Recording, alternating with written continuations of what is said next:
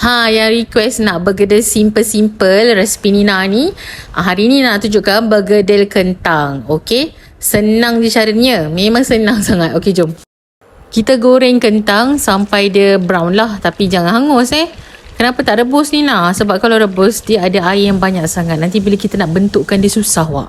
Jadi Nina prefer goreng Okey, settle goreng macam ni. Terus masukkan daun sup ni secukupnya. Bawang goreng juga. White pepper sikit. Okey, black pepper pun letak juga. Lepas tu last sekali kita letak cube pati ayam. Kalau tak ada cube pati ayam, awak boleh je guna cube pati lembu ke apa Okey, tapi Nina tak letak garam lah sebab cube pati ni dah masin kan.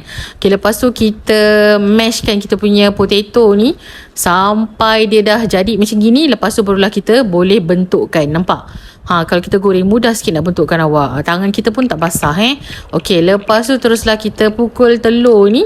Celupkan telur sikit. Lepas tu kita goreng. Simple sangat. Boleh makan dengan soto, mihun sup resipi ni juga bolehlah guna untuk letak kat tahu tu kan. Itu saja yang dapat Nina kongsikan hari ni. Nina nak makan dengan mihun sup ni. Okey, bye bye.